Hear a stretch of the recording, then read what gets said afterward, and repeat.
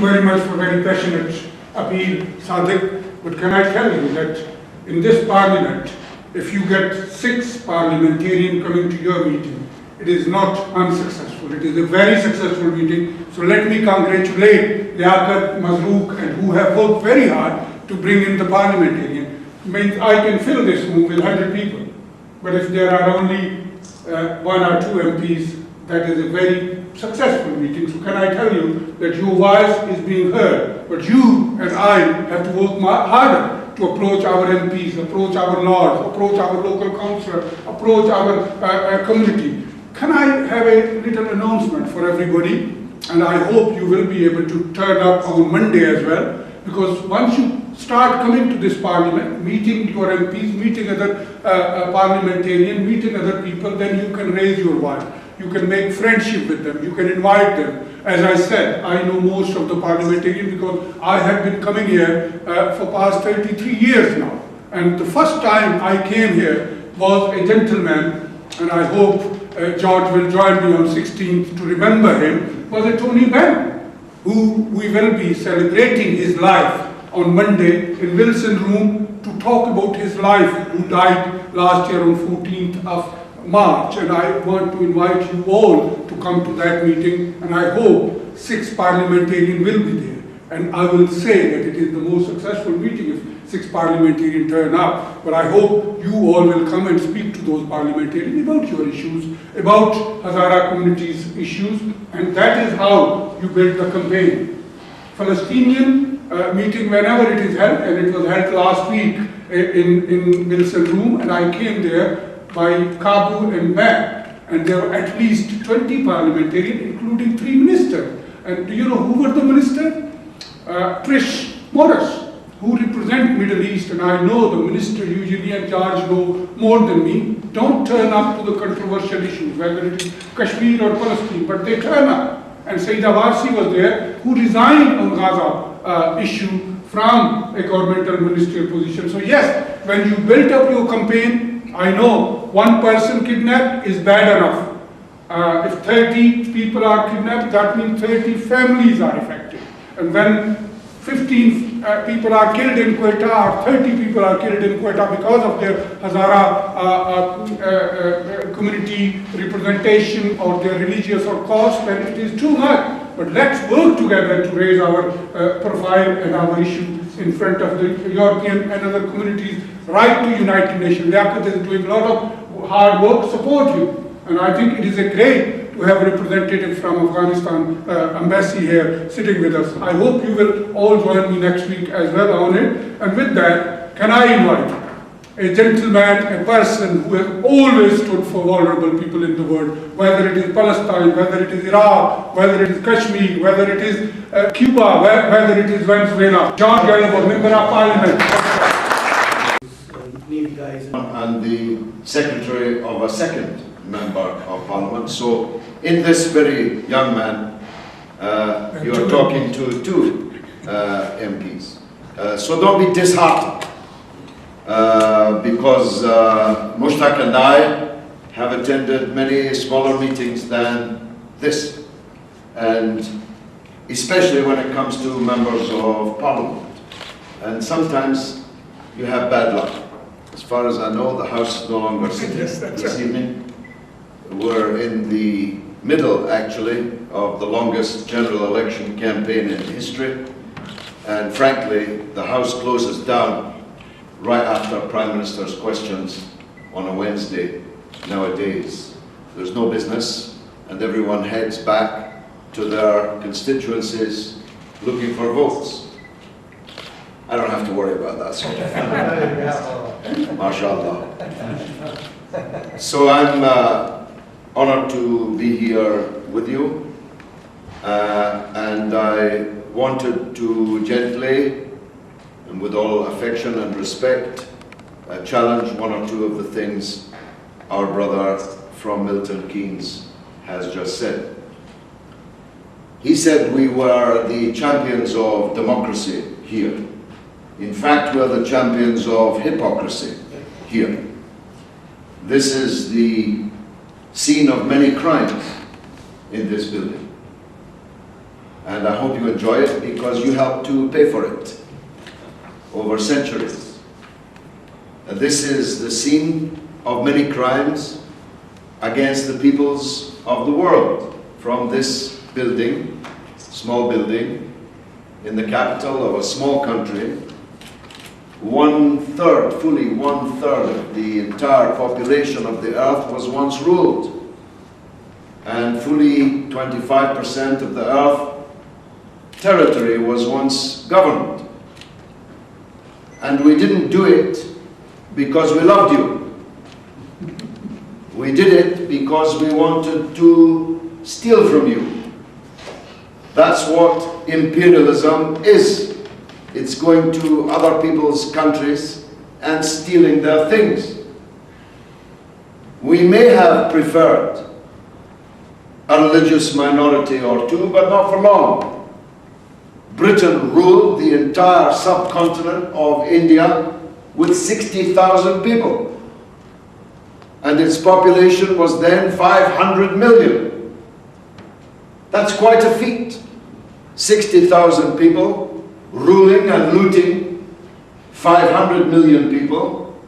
And we could only do so by dividing and ruling, by favoring this group over another, and then a little later holding out the prospects of favoring that group over the first group, and maybe even following through and doing it. So, insofar as pre-existing ethnic and religious and sectarian divisions exist in your region, you can be sure that perfidious Albion, of whose powerhouse you are now sitting in, has left its mark on that, exacerbating, accentuating sectarian and ethnic differences.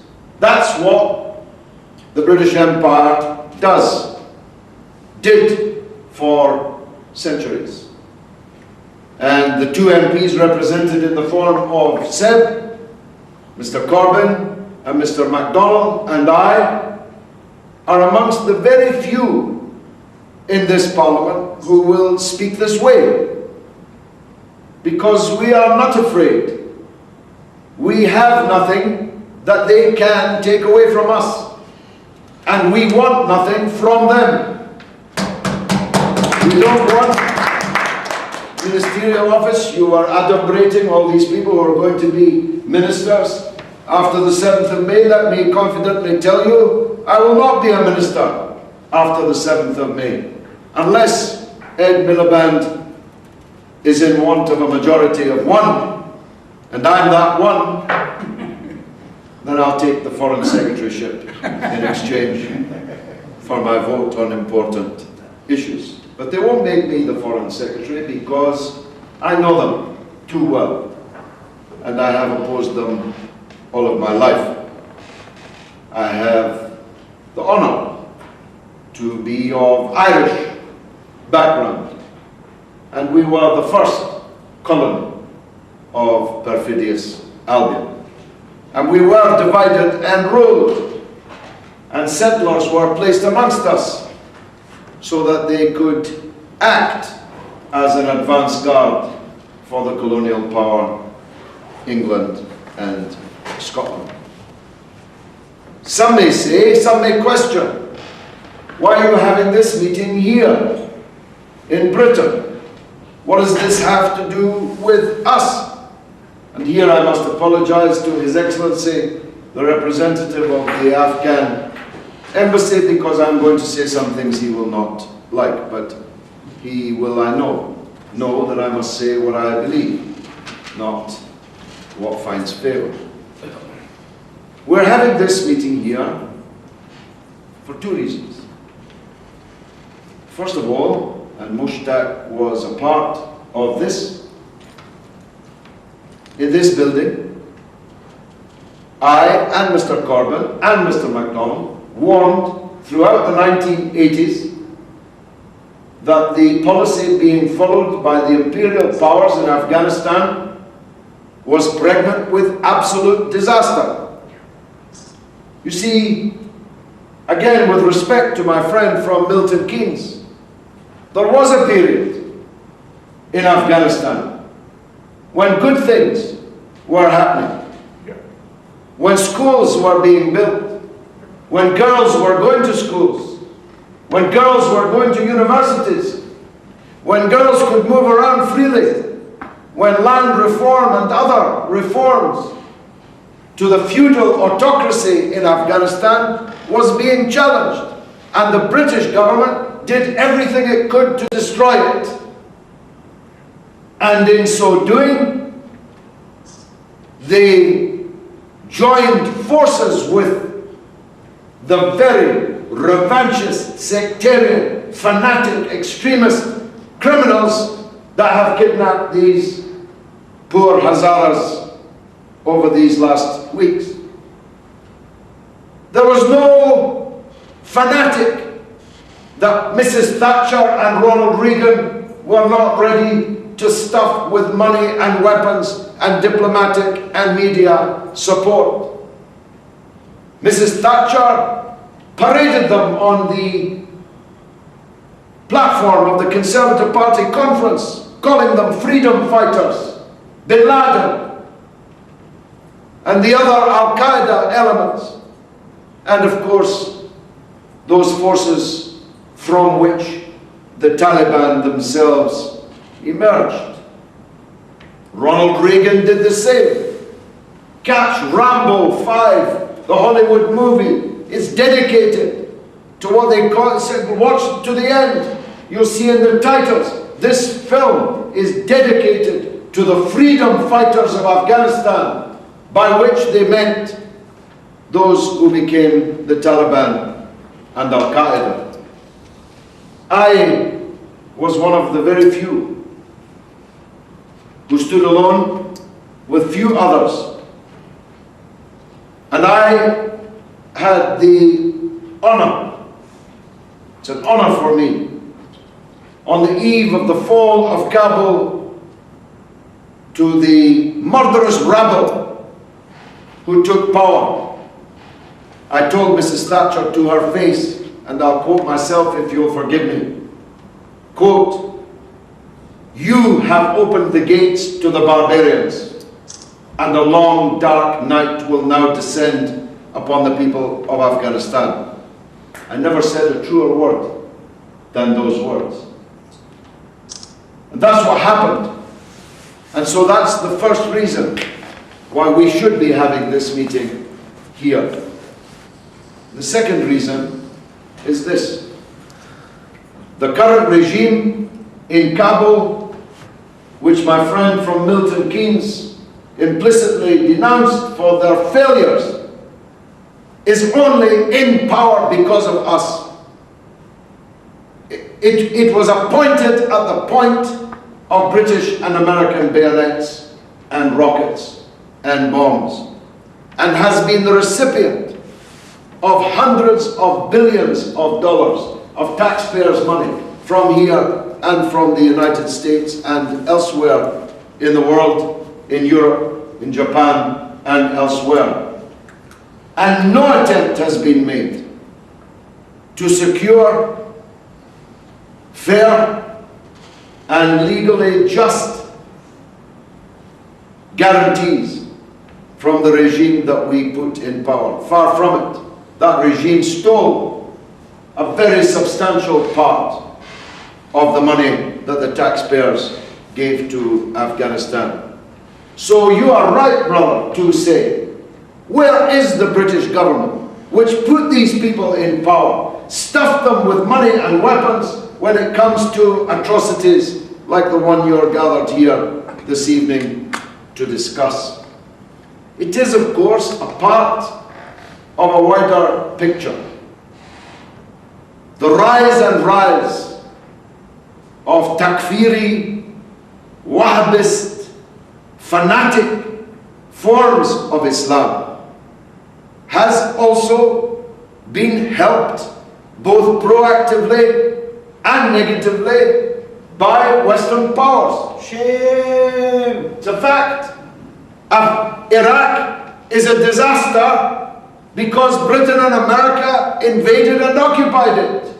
There was no Al-Qaeda in Iraq before Bush and Blair invaded and destroyed it. Now there's tens, scores, maybe hundreds of thousands of Al-Qaeda in Iraq. There was no Al-Qaeda in Syria before Britain and the United States and France and others poured money and weapons into the hands of these murderous, heart-eating, head-chopping fanatics. This is not a digression, because of course, as you said, the very people who are kidnapping and murdering in Afghanistan are part of the same mindset, part of the same gang. Some of them are even declaring their allegiance to a self-appointed caliph in Mosul. In Nigeria and Borno, Boko Haram. In Sirte, in Libya, another imperial success story. They destroyed Libya, and look what the result is. Now they're complaining about it. They're cutting heads off in Libya. What a surprise. What did you think they were going to do? These Al-Qaeda that you put in power in Libya. This is a Western product for two reasons.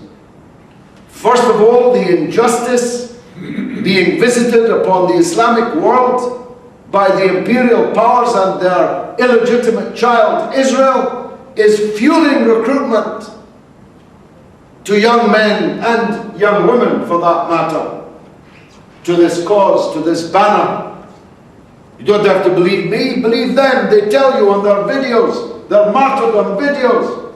I'm about to destroy myself and many others because of Iraq, because of Palestine, Gaza, and so on. But we're also responsible proactively, because we are operating, phrase I used to use all the time in the 1980s and 90s in here, on the absolutely immoral principle that my enemy's enemy is my friend. Sometimes your enemy's enemy is worse than your enemy. And that's certainly the case with this phenomenon that we are, or I am, this evening describing. I don't know how we can get your hostages freed. I dare not think about what has happened to them. And I dare not predict that there will not be more.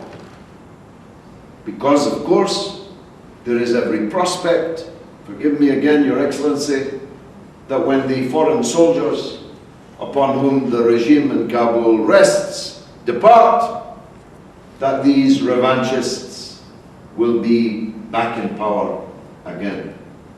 All I can do, Seb can do on behalf of the two MPs he's representing here this evening, Councillor Mushtaq, can do is promise you that we will keep the faith. We will keep talking, keep raising, keep highlighting the hypocrisy, not democracy, for which this country is rightly infamous throughout the world.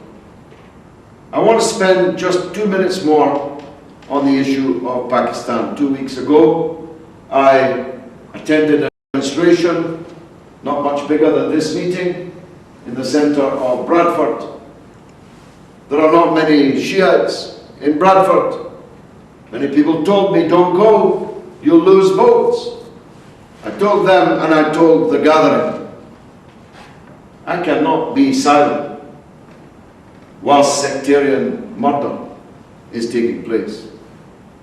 And if you ask me to be silent about it, then you are part of the problem.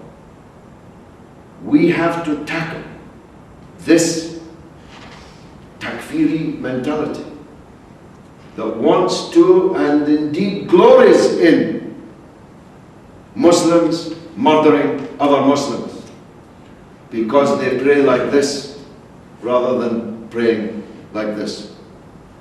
What kind of Islam is that? There is one God. There is one Quran. There is one Islam. The idea that you can cut the throat and drain the life's blood of someone because of some narrow doctrinal difference is a blasphemy against Islam. And I will not be silent about it, whatever the consequences. And so, when we see these bombs in Quetta and elsewhere, many places elsewhere, this is the product of this dark mentality which is growing. It's not, of course, the majority of Muslims. It's not the majority of Sunni Muslims. Many of the victims of it are themselves Sunni Muslims. But it does exist, and we cannot pretend that it doesn't exist. And we must fight every excrescence that it brings forth. I was many times at the ancient Iraqi archaeological sites from the Assyrian period, 10 centuries before Jesus. I marveled at them, marveled at how they were protected and invested in. And then I saw on the news last week the bulldozers destroying the ancient artifacts and civilization. The same thing happened in Afghanistan with the Buddhist shrines. They say that they did this because of their view of the ancient civilization. As someone pointed out in the newspaper this morning, what next? Are we going to try and destroy the sun because some people used to worship it? I thought it was a very powerful point. The respect for other cultures, other religions, other civilizations, the respect for the treasures of history is of course the Allahu Akbar, is of course the true Islam, and it's the Islam that we must fight for. Wassalamu alaikum.